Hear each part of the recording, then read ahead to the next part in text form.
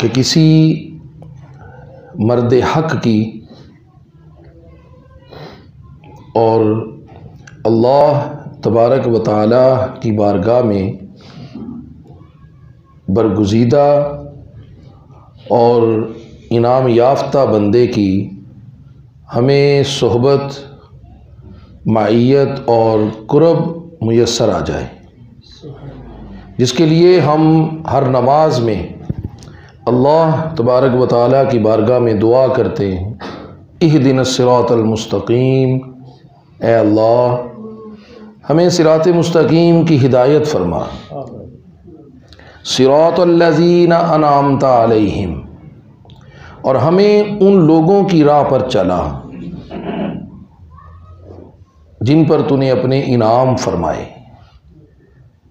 جن پر تیری نعمتیں، تیری عنایتیں اور تیری نوازشات ہوئیں، غیر المغضوب علیہم ولا الضالین، اور ہمیں ان سے بچا، ان کی صحبت، ان کی معیت اور ان کے قرب سے بچا جو تیرے غضب کے حقدار ہوئے اور جو گمراہ ہوئے۔ یہ اللہ کا کلام بندوں کی زبان پر جاری ہوا ہے، اور جو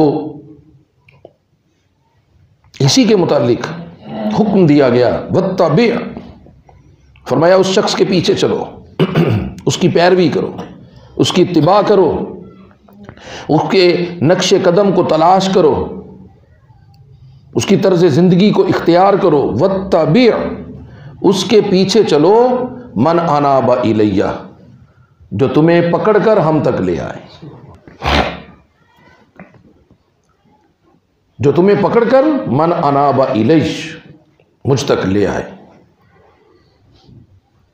اور ارشاد باری تعالیٰ ہوا، لا تطیع، اس کے پیچھے نہ چلنا، اس کی زندگی کو اختیار نہیں کرنا، اس کو اپنے لیے رول ماڈل نہیں بنانا، وضع میں، قطع میں، حجامت میں، لباس میں، معاملات میں، لین دین میں، چال ڈھال گفتار میں، سیرت و کردار میں، لا تطیع، فرمایا اس کی اطاعت نہ کرو،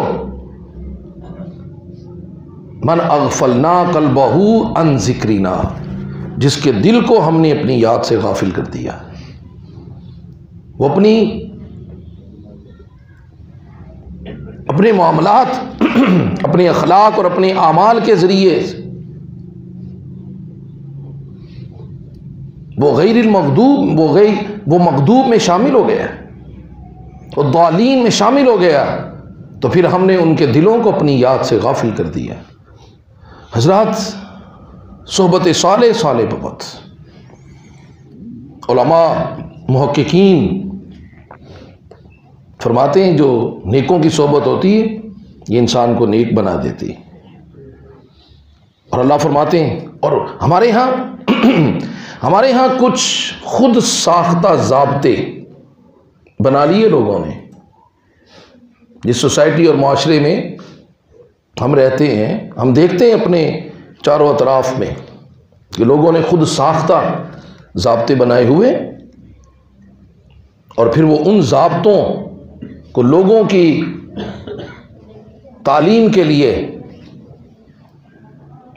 پیش کرتے ہیں، اور لوگ انہی کو حق سمجھ کے تسلیم کر لیتے ہیں اور اختیار کر لیتے ہیں، جبکہ وہ قرآن و حدیث سے ان کا کوئی تعلق نہیں ہوتا، حق کے ساتھ ان کا کوئی تعلق نہیں ہوتا، دین اسلام کے ساتھ ان کا کوئی تعلق نہیں ہوتا، اور شریعت میں، اسلام میں، تعلیمات اسلامیہ میں، احکامات دین میں ان کی کوئی حیثیت نہیں ہوتی، وہ گمراہ لوگ ہوتے ہیں اور گمراہی پھیلا رہے ہوتے ہیں، خود ساختہ ضابطے بنائے ہوئے۔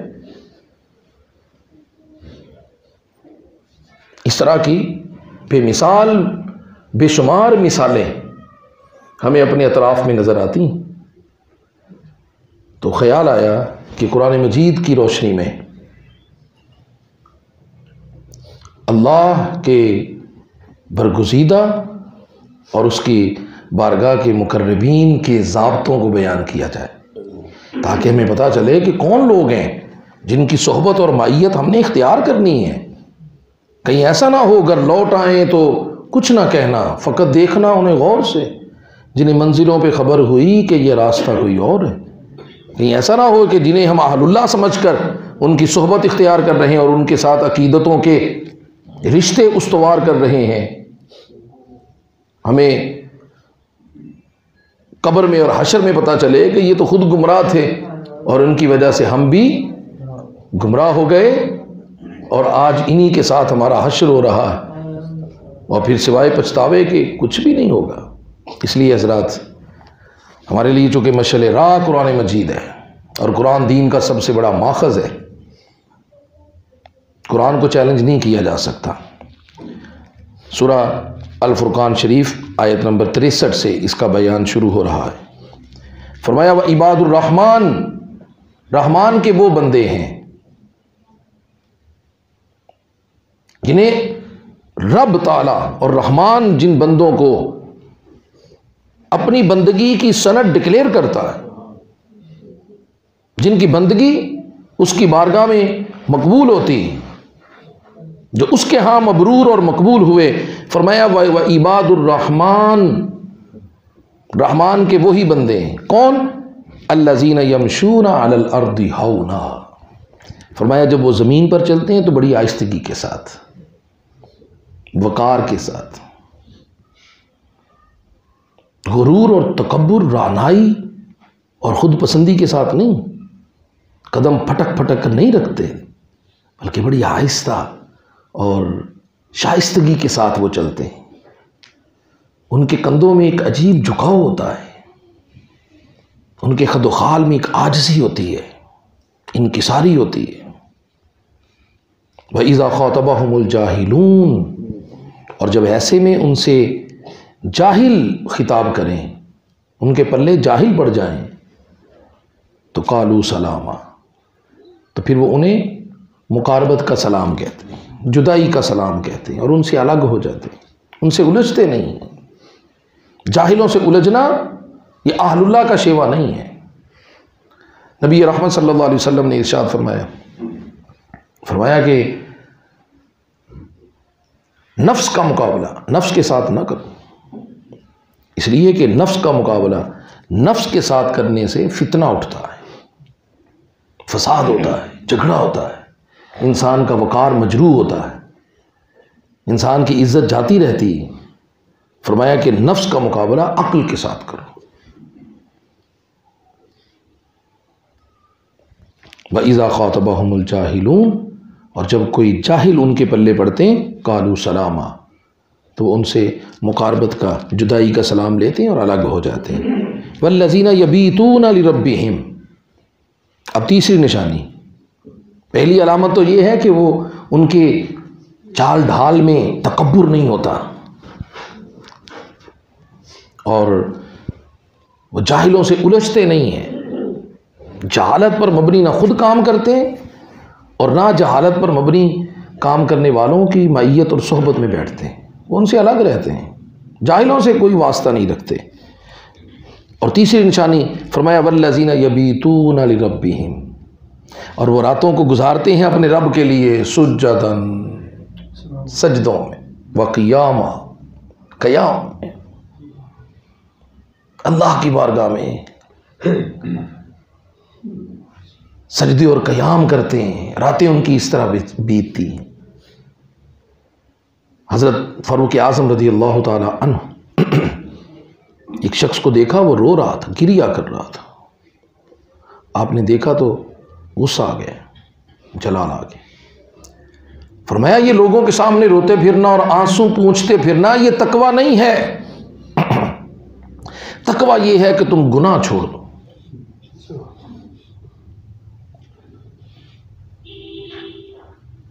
اہل اللہ کے ہاں تقویٰ کسے کہتے ہیں؟ کہتے ہیں کہ جس شخص کی خلوت اور تنہائی پاکیزہ ہو جائے وہ متقی ہے۔ اپنی خلوتوں کو پاکیزہ کرنا یہ تقویٰ ہے، اپنی تنہائیوں کو پاکیزہ کرنا یہ تقویٰ ہے۔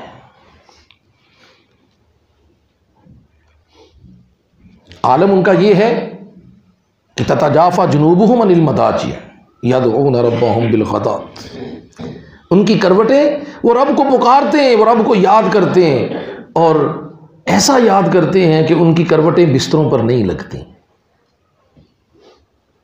عالم ان کا یہ ہوتا ہے۔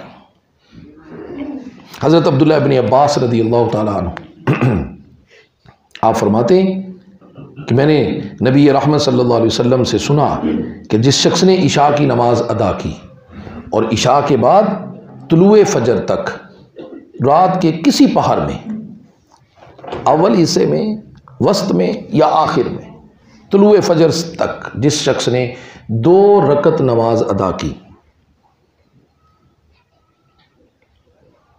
پچھلے پہر میں اٹھ جائے تو افضل ہے، اگر اسے اندیشہ ہے کہ پچھلے پہر نہیں اٹھ سکوں گا تو سونے سے پہلے پڑھ لے، عشاء کی نماز کے بعد 2 رکعت نماز۔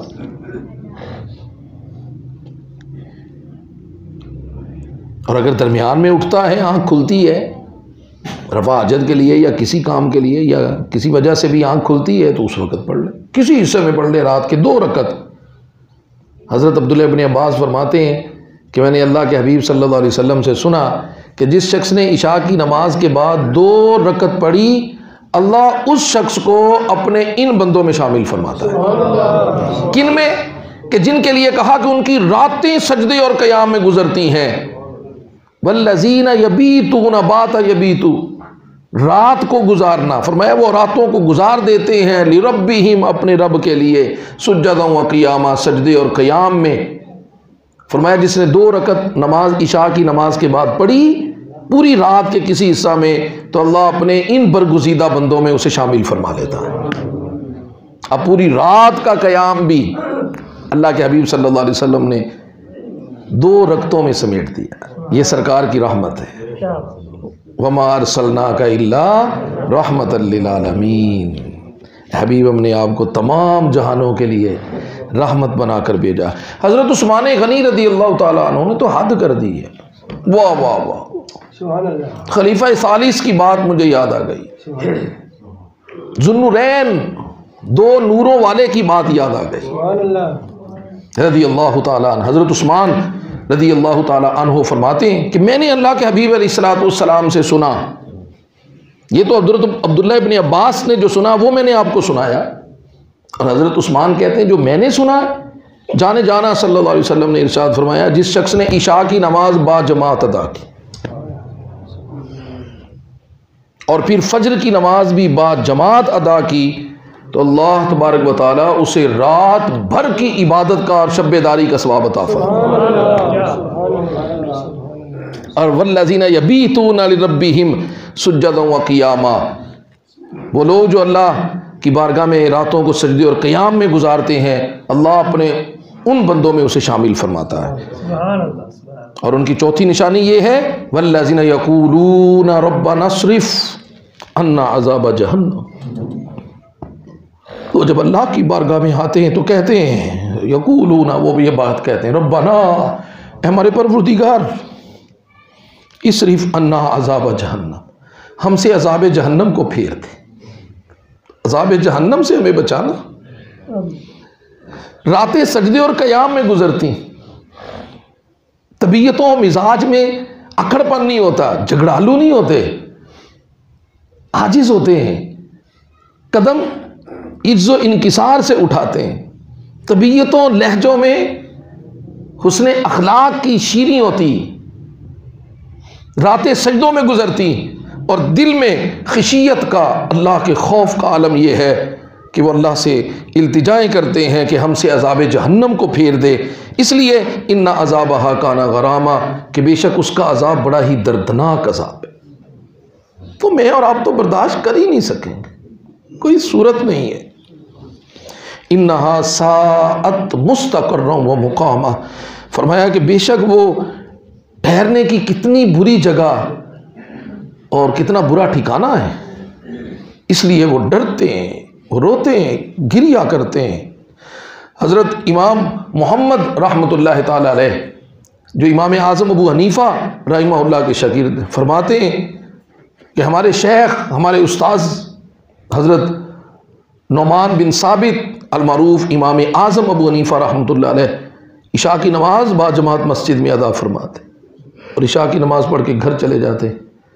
سارے لوگ اپنے اپنے گھروں کو جاتے اور جب تاریکی ہو جاتی، سناٹا ہو جاتا، لوگ اپنے اپنے گھروں میں چلے جاتے، تو امام اعظم ابو حنیفہ پھر مسجد میں لوٹ آتے.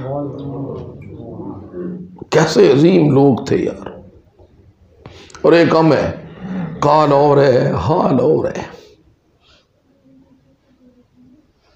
اپنی حالت پہ لعنت ملامت کے سوا کچھ نہیں بچا ہے. جتنی بھی کر لیں وہ کم ہے.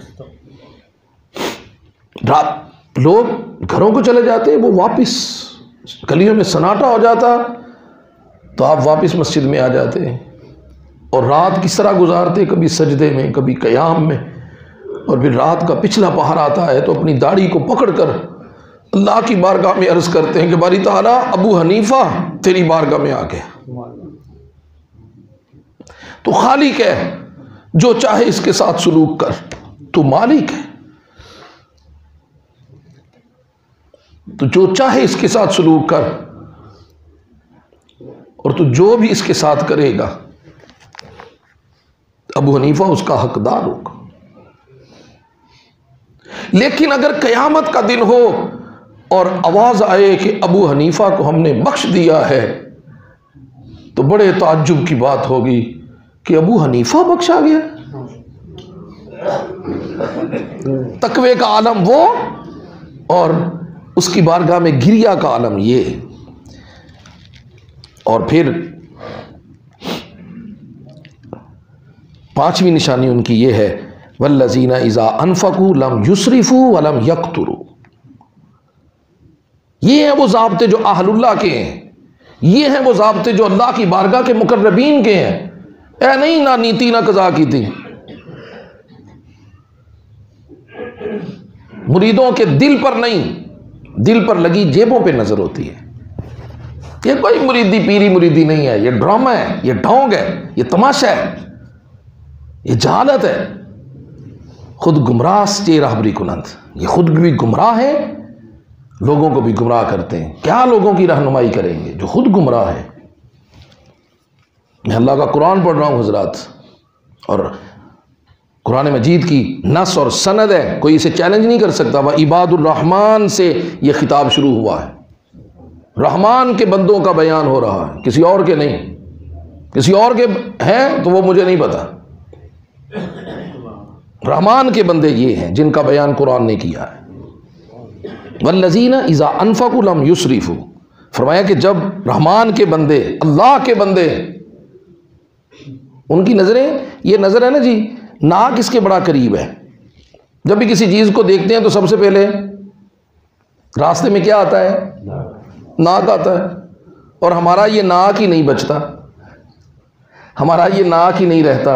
اور جو رحمان کے بندے ہیں وہ ناک کو نہیں دیکھتے، ناکنو نہیں دیکھتے. والذین اذا انفقوا لم یسرفوا، فرمایا کہ رحمان کے وہ بندے ہیں جب وہ خرچ کرتے ہیں تو فضول خرچی نہیں کرتے،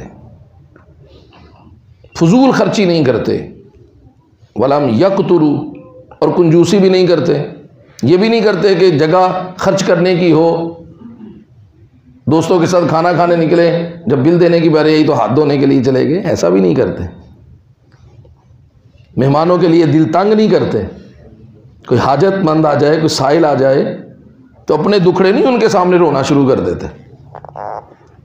ولم یقتروا، کنجوسی بھی نہیں کرتے، بخل بھی نہیں کرتے. وکانہ بین ذالک قواما، بلکہ وہ ان دونوں کے درمیان کا راستہ لیتے ہیں، اعتدال سے چلتے ہیں. جس کو ہمارے ہاں بڑا زبردست معقولہ ہے، دریا کوزے میں بند ہے کہ اپنی چادر دیکھ کر پاؤں پھیلاتے ہیں، ڈینگے اور شیخیاں نہیں مارتے.